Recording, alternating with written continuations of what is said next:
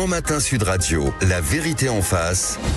Jean-François Aquili. Allez, notre débat du jour de la vérité en face sur un sujet qui est très important et qui vous concerne. 0826 300 300. J'attends vos appels. Vous réagissez sur l'antenne de Sud Radio. Et oui, le Mercosur est-il une trahison de l'Europe? La Commission européenne a validé le texte. C'était hier. C'est qu'une étape qui doit être soumise à l'approbation des 27. Mais il y a beaucoup de débats qui entourent cet accord controversé. Nous sommes avec nos deux invités pour en débattre ce matin. Je vous accueille d'abord. Bonjour à vous, Jean-Luc Demarty. Bonjour. Ancien directeur général du commerce extérieur de la Commission européenne. Allez, je donne les dates. C'était de 2011 à 2019. C'est très récent. Vous avez d'ailleurs, je cite, auparavant occupé le poste de directeur général d'agriculture et vous étiez un ancien conseiller également au cabinet de Jacques Delors. Bonjour également à vous, Céline Imard. Bonjour et bienvenue. Alors vous êtes députée européenne Les Républicains et également agricultrice dans le Tarn. Vous êtes dans le monde réel, si je puis dire, et vous êtes, j'imagine, opposée au Mercosur. Bienvenue à tous les deux. Je vais vous poser d'abord une première question. Je vais commencer par vous, honneur aux dames, Céline Imard.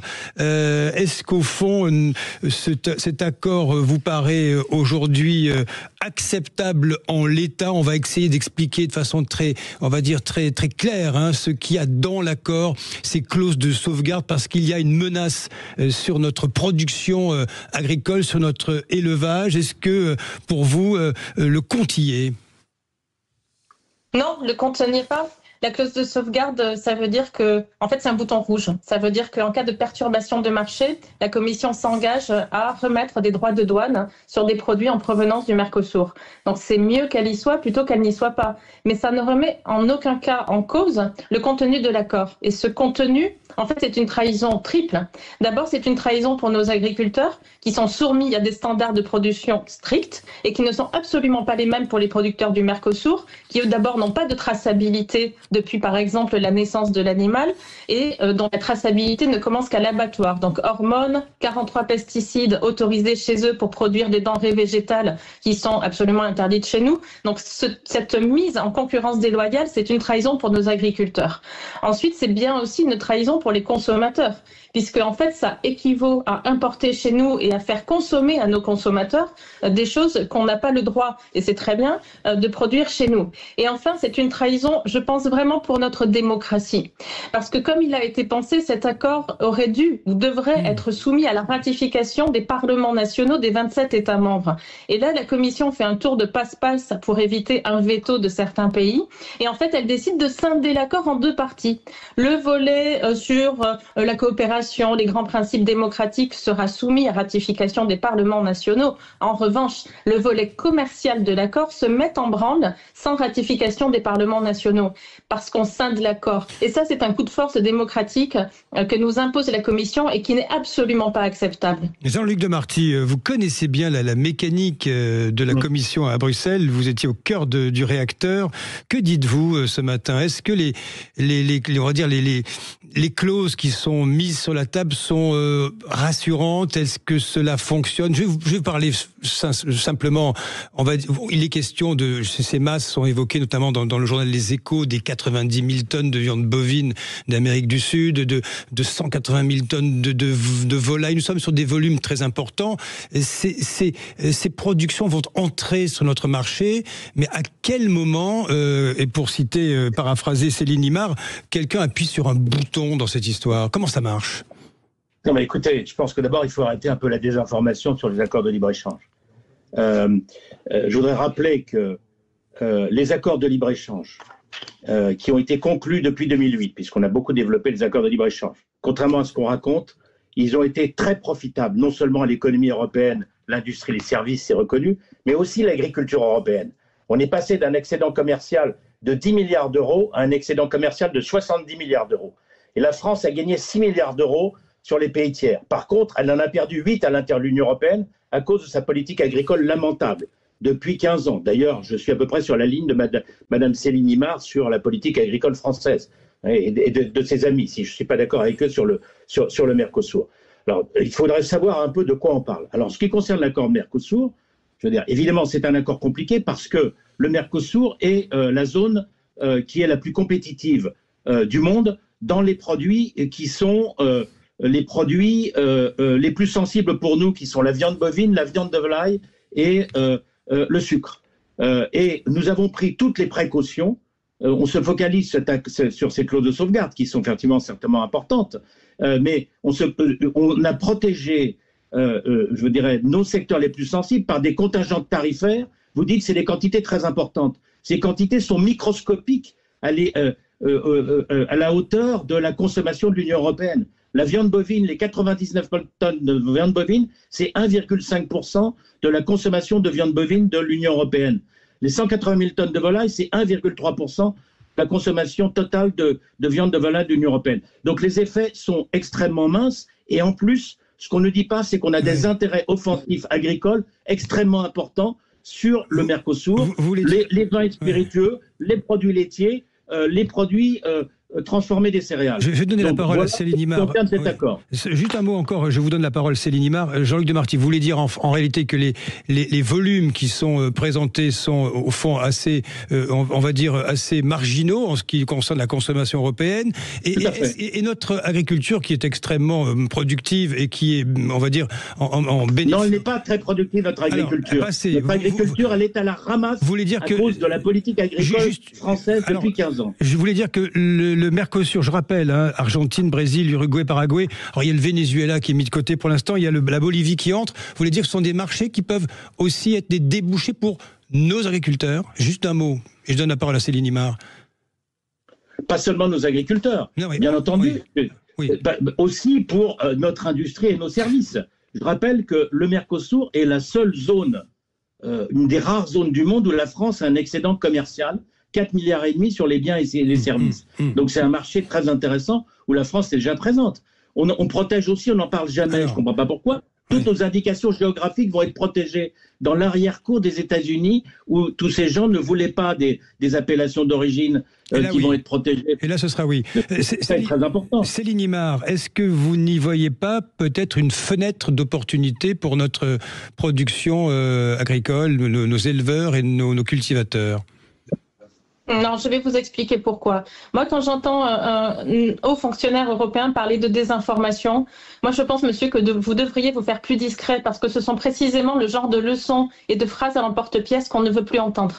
Je suis absolument désolée de vous le dire, mais 99 000 tonnes, c'est extrêmement faible peut-être pour vous, mais moi ce que je peux vous dire, c'est qu'aujourd'hui, par exemple, les pays du Mercosur, et je vais vous expliquer pourquoi, exportent essentiellement aujourd'hui vers la Chine, vers l'Asie et vers les États-Unis. Et qu'est-ce qu'ils exportent? Ils exportent de la viande hachée pour faire des burgers ou pour faire des boulettes. Et là, ces 99 000 tonnes de viande qui vont arriver sur nos marchés, en fait, c'est le seul quota qu'ils auront à leur disposition pour exporter des morceaux nobles comme la Loyau ou d'autres et qui viendront faire directement concurrence sur nos morceaux de qualité que nous avons. Donc, c'est la qualité aussi de ces 99 000 tonnes qui va mettre directement en difficulté nos producteurs. Ensuite, sur le logiciel dont vous parlez, des fenêtres qui permettent à d'autres secteurs d'exporter et d'être excédentaires. Mais ça, c'est un logiciel qui est complètement dépassé, qu'on ne veut plus. C'est-à-dire vendre des berlines et des bagnoles contre notre alimentation en sacrifiant nos paysans parce qu'aujourd'hui, on les met vraiment sur le thème de la concurrence déloyale. C'est faux, on ne les sacrifie Cette clause de sauvegarde ne remet pas absolument pas en cause le problème de la concurrence déloyale. C'est qu'il n'y a pas de mesures miroirs qui font qu'aujourd'hui, on va importer du bœuf aux hormones, des choses produites avec des pesticides interdits. Et la clause de sauvegarde ne solutionne pas ça. Les faits sont têtus. 25% de déforestation actuelle avec cet accord, 34% de transport en plus et 100 000 fermes menacées. Moi, je suis désolée, mais je ne compte pas 17 000 voitures comme une capacité contre la fermeture de nos fermes. Et enfin, vous parlez des possibilités pour les vins et spiritueux. Moi, je tiens à vous le dire, c'est qu'aujourd'hui, en théorie, mais la théorie, c'est un très beau pays. Mais aujourd'hui, voyez-vous, en Argentine et au Brésil, ils ont des habitudes de consommation qui sont très centrées sur le cocktail, sur le mojito, sur le frais. Et ça va être extrêmement difficile pour nos secteurs en difficulté comme le cognac ou les vins haut de gamme d'aller pénétrer ces marchés de consommation. Céline Imard, voilà, merci pour cette interpellation assez musclée, hein, je dois le dire. Jean-Luc Demarty, répondez à Céline Imard sur pas mal d'items. Hein. Oui, d'abord, je vais répondre sur tout ce qu'a dit Madame Imard, tout d'abord sur les clauses miroirs. Premièrement, tous les produits qui rentrent en Europe doivent respecter ces normes sanitaires et phytosanitaires. Il ne peut pas y avoir de viande bovine qui soit engraissée aux hormones. Et contrairement à ce que Mme Nimar raconte, tout ça est contrôlé. D'ailleurs, c'est de la responsabilité des États membres. Et d'ailleurs, il y a eu un audit qui a été fait par les services vétérinaires de la Commission européenne au Brésil qui a montré, contrairement à ce que certains ont raconté, que la situation était globalement satisfaisante à quelques petits problèmes mineurs près. Donc cette clause miroir sur le sanitaire, phytosanitaire, sur la santé est là. Par contre, elle n'est pas là sur le reste. Pourquoi ?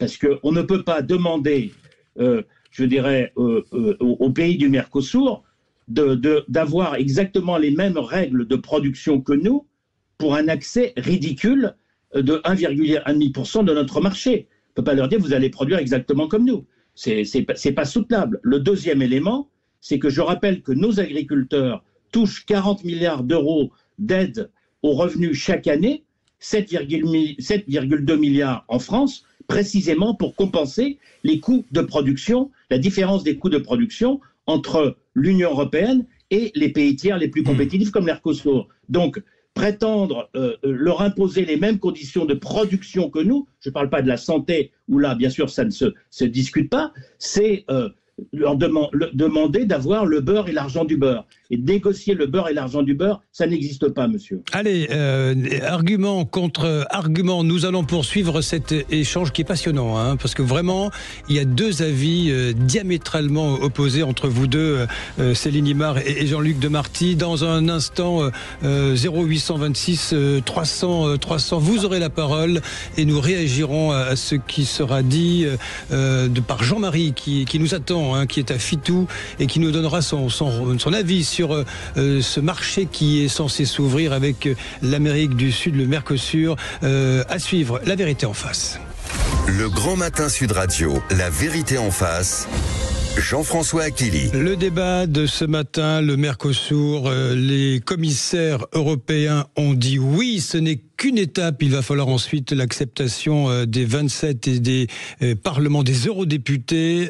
Nos agriculteurs, nos éleveurs peuvent-ils y trouver avantage ou seront-ils la variable d'ajustement de cet accord à venir? Avec nous en ligne, Jean-Luc Demarty, ancien directeur général du commerce extérieur de la Commission européenne, fin connaisseur de la machine, et Céline Imard, vous êtes députée européenne, les Républicains, et agricultrice dans le Tarn, et nous sommes en ligne avec vous.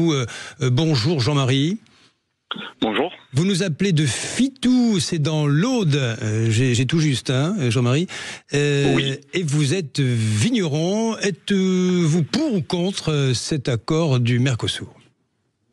Écoutez, je crois que le débat pour nous se pose différemment. Je crois qu'on peut être que solidaire de l'ensemble des autres filières agricoles qui aujourd'hui considèrent comme non avenu cet accord, car il va les fragiliser et c'est une forme d'hypocrisie que de vouloir exiger des standards de production, des normes, une forme plus vertueuse d'alimentation pour à la fois la France et l'Europe, et de laisser finalement importer des produits qui n'y répondent pas. Pour les vins spiritueux, par contre, nous savons très bien qu'aujourd'hui, l'enjeu pour nous, c'est d'aller conquérir part de marché, d'aller pouvoir préempter partout où les consommateurs, les néo-consommateurs approchent le vin, ces parts de marché pour pouvoir consolider notre performance économique. Et on le voit avec les accords avec les États-Unis et l'Union européenne, qui va taxer de 15% nos produits à l'importation aux États-Unis, qui va fragiliser notre secteur.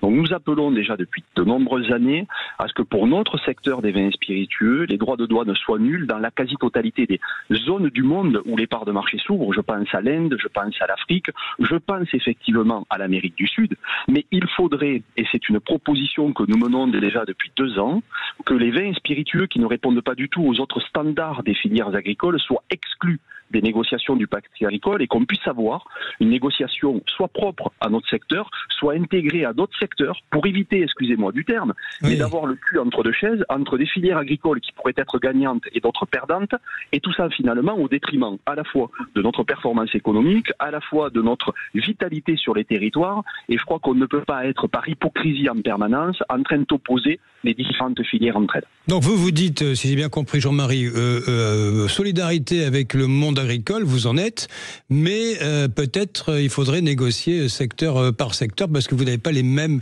problématiques, si je puis dire, que par exemple exemple des éleveurs de viande bovine. Là-dessus, merci à vous Jean-Marie, merci pour cette proposition extrêmement précise. Jean-Luc Demarty, est-ce qu'on peut imaginer une sorte de négociation, je cherche l'adjectif, catégorielle en quelque sorte, sectorielle, merci de me donner un petit coup de main, sectorielle, est-ce que ça n'est pas déjà le cas au fait ? De toute façon, les accords de libre-échange sont des négociations globales. D'ailleurs, j'aime pas personnellement la formule libre-échange, ça donne l'impression que tout est ouvert, parce qu'en réalité, dans les accords, je veux dire, on protège aussi un certain nombre de secteurs. Justement, on protège, contrairement à ce qu'on raconte, la viande bovine, la viande de volaille et le sucre par ces contingents extrêmement faibles, qui vont limiter très fortement la production et ils vont éviter les perturbations. Tout ça, d'ailleurs, a été simulé dans des modèles extrêmement sophistiqués qui montrent que les effets sont extrêmement limités. Alors, sur le côté sectoriel, je veux dire, c'est pas possible de négocier des accords en disant oui, on va exclure tel ou tel secteur, parce que tel ou tel secteur où on est offensif, mais je veux dire, où les autres sont défensifs, on ne va pas pouvoir obtenir un résultat équilibré. Je veux dire, un accord, c'est un give and take, donc on doit faire des concessions réciproques, elles doivent être raisonnables, on doit protéger nos secteurs les plus sensibles, et je m'insurge quand j'entends dire que sur l'agriculture, on est essentiellement défensif, c'est faux. Comme le montrent les chiffres de notre commerce extérieur agroalimentaire européen et français, on est plus offensif que défensif. Céline Imard, pour rebondir à ce qui a été dit et par notre vigneron de Fitou, il y a d'excellents vins dans l'Aude, décidément. Est-ce que vous diriez que, au fond, il faut séparer quand même les problématiques ? Mais c'est évident, moi je salue cette intervention remarquable de Jean-Marie Sevigneron. Aujourd'hui, en fait, le problème de cet accord sur le Mercosur, c'est que c'est un accord d'ancienne génération. Il a commencé à être négocié dans les années 90. Imaginez-vous, en 1999, Britney Spears était en tête des charts et on comptait encore et on payait en francs. Et le problème aujourd'hui, c'est que si vous êtes un petit peu dans les couloirs à Bruxelles, comme je le suis, pas mal de personnes reconnaissent que c'est un accord d'ancienne génération. Aujourd'hui, on ne le négocierait plus de la même façon, et c'est pour ça que moi je souhaiterais que cet accord ne soit pas signé et ratifié et qu'on revoie la copie. Pourquoi ?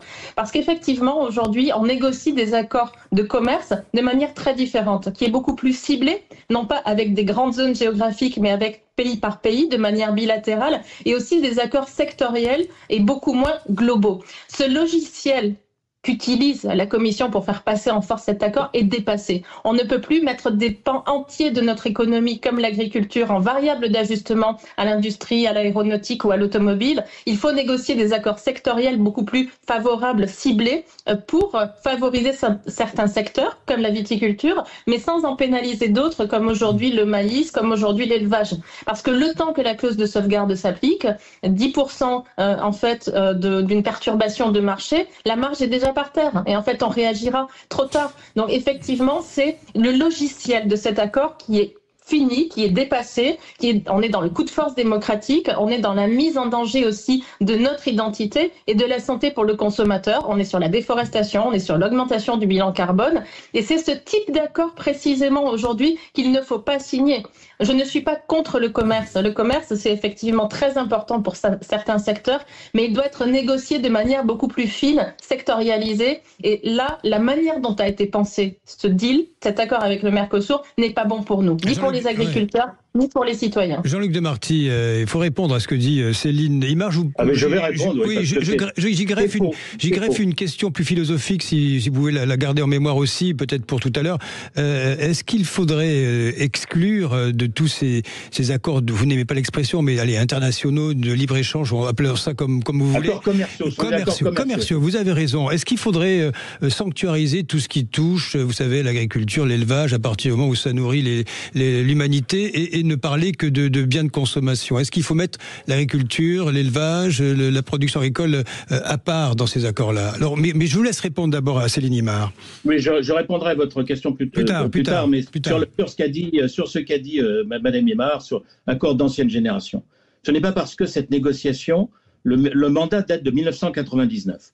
Et ce n'est pas parce que ce mandat date de 99 qu'on est dans un accord d'un vieux modèle. En réalité, on a complètement modifié l'architecture de nos accords de libre-échange à partir de 2009.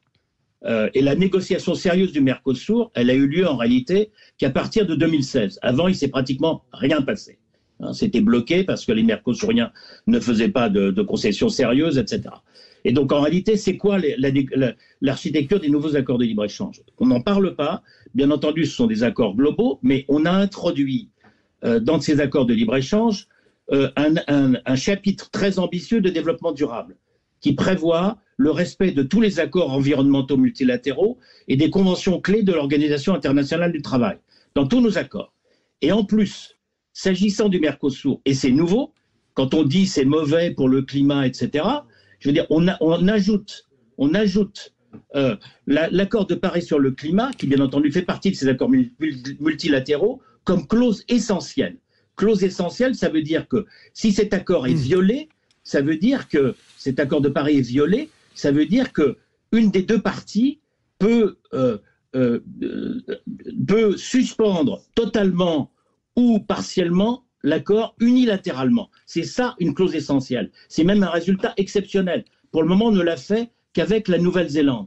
Et deuxièmement, sur la déforestation, le protocole, l'accord de Glasgow, qui fait partie de la COP, je ne sais plus trop combien, de 2022, je crois, qui prévoit l'interdiction de la déforestation, qui est un accord qui n'est pas juridiquement contraignant, il est introduit dans l'accord Mercosur comme juridiquement contraignant. Donc ça veut dire qu'ils s'engagent, comme nous d'ailleurs, à ne pas déforester. Alors dire que ça ne va pas de ce point de vue, c'est incompréhensible. Quant au déni démocratique, il faut arrêter avec cela. Il faut arrêter avec cela. Les procédures normales au sein de l'Union européenne, c'est, s'agissant de commerce, c'est la majorité qualifiée des États membres, c'est une compétence exclusive, et c'est le Parlement européen. Et d'ailleurs, la politique agricole commune, toutes les politiques communes suivent cette procédure. Et on ne dit pas c'est pas démocratique. Alors moi, je ne comprends pas. Et enfin, dernier point, je veux dire, sur les accords de libre-échange, je rappelle que le parti de Madame Imar a voté contre au Sénat, contre l'accord avec le Canada, qui a rapporté un triplement de l'excédent agroalimentaire de la France avec le Canada en 7 ans d'accord. On est passé de 200 millions à 600 millions d'euros d'excédent agroalimentaire. On nous avait dit, ça va être terrible, on va importer de la viande bovine. On n'en importe pas parce qu'ils ne sont pas rentables avec la production d'hormones. Donc il faut arrêter avec tout cela. Alors quant à votre idée... Alors vous savez quoi, on en parlera après de mon idée, si vous êtes d'accord. Hein, parce qu'en fait, c'est un... moi, je suis dans vos mains. Non, on en parle dans un instant. Vous inquiétez pas, Jean-Luc Demarty et Céline Imar. Je ne m'inquiète pas.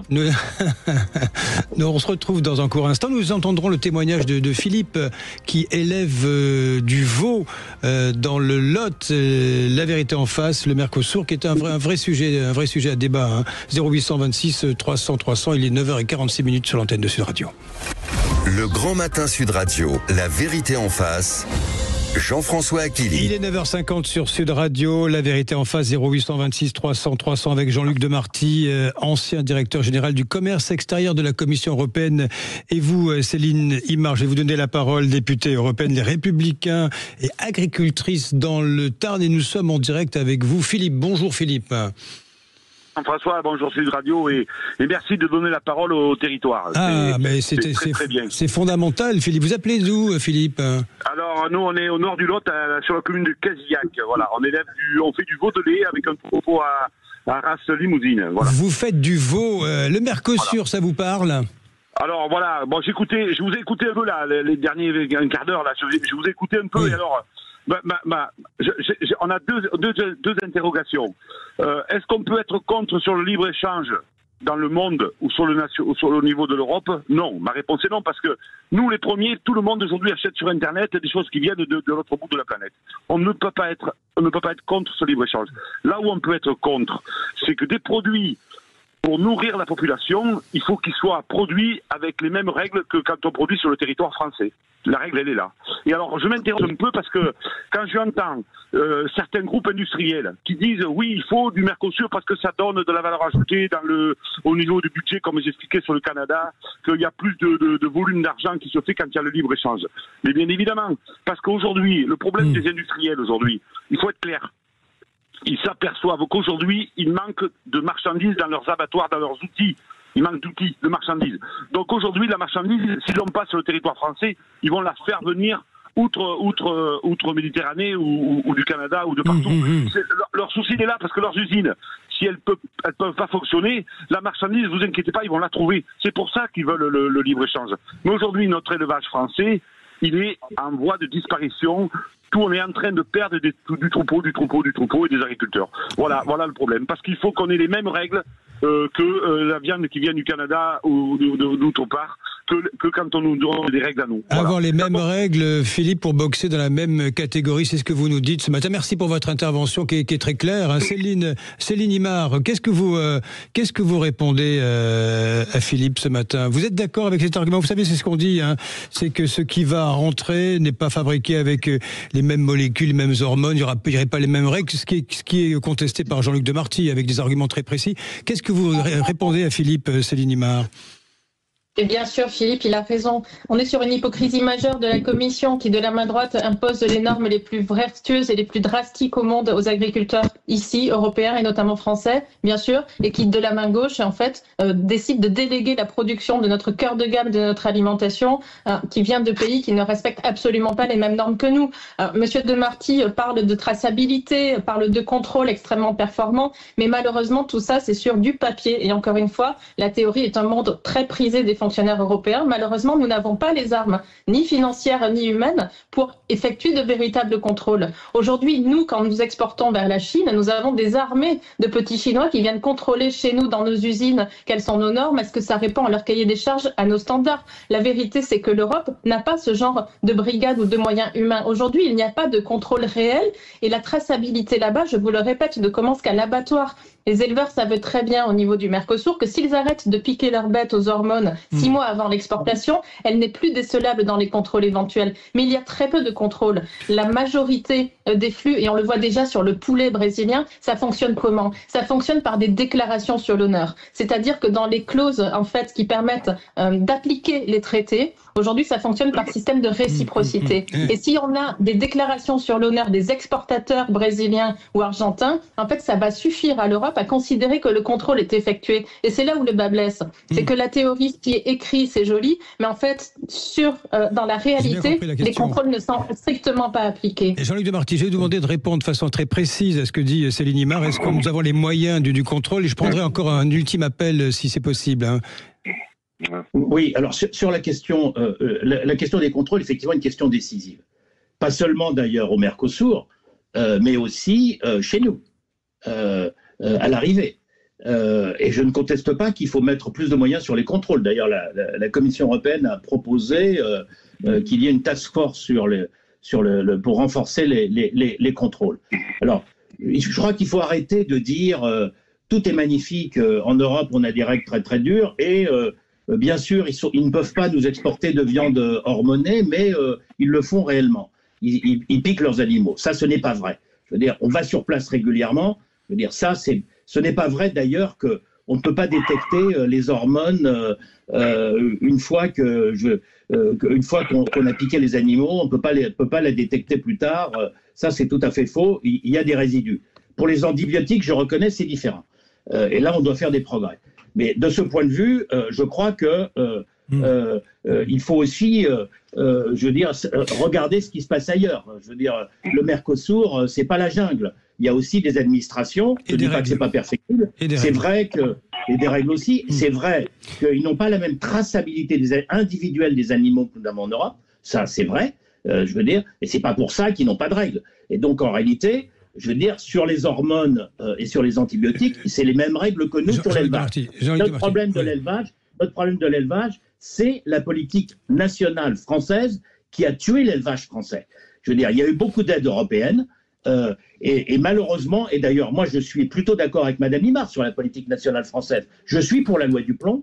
J'étais et je suis contre le Green Deal de la Commission européenne. Je suis contre la réforme de la politique agricole commune que la Commission européenne a mise sur la table. Donc j'ai des convergences avec Mme Imard. C'est dommage qu'on soit en totale opposition de face sur les accords de libre-échange. Allez, je salue Vincent qui voulait nous appeler Dagde, mais nous n'avons plus le temps, Vincent. Je vous promets, Vincent, vous nous rappelez, vous aurez la parole, vous participez. Merci d'avoir tenté d'appeler Vincent, mais l'heure tourne, malheureusement. Il y aurait tant de choses à dire. Nous referons cette émission. Nous avons tant de choses à échanger sur ce sujet du Mercosur. Merci à vous, merci à tous les deux. Merci Céline Imard. Je rappelle, vous êtes députée. Merci merci à vous. Merci d'avoir témoigné, d'être intervenu ce matin. Et on entend vos arguments également. Hein. Députée européenne, les Républicains, je rappelle que vous êtes agricultrice dans le Tarn. Et merci à vous pour vos éclairages, Jean-Luc Demarty, ancien directeur général du commerce extérieur de la Commission européenne. Allez, la vérité en face s'achève. J'ai le plaisir de vous accueillir. Bonjour à vous, Valérie Expert. Bonjour, Jean-François. Si vous voulez, je vous cède une demi-heure pour gagner plus de temps. Non. Je vous écoute avec plaisir. Dans un instant. Mettez-vous d'accord. On va tenter de se mettre d'accord. C'est à 10h désormais. Je rappelle le nouvel horaire. Les médias, à 11h30, on recevra le grand reporter Nicolas Poincaré qui va nous parler d'une nouvelle séquence sur BFM. Et puis nous allons revenir sur cette annonce de Tunis, sur cette interpellation de Tunis qui dénonce un meurtre injustifié dans ce drame de Marseille. Donc on va s'interroger entre autres sur la raison de la situation de cet homme, que faisait-il en France, et puis des relations entre la France et la Tunisie. Oui, cette réaction est surprenante de Tunis. Très étonnant de la Tunisie. Allez, on se retrouve dans un instant. À tout de suite.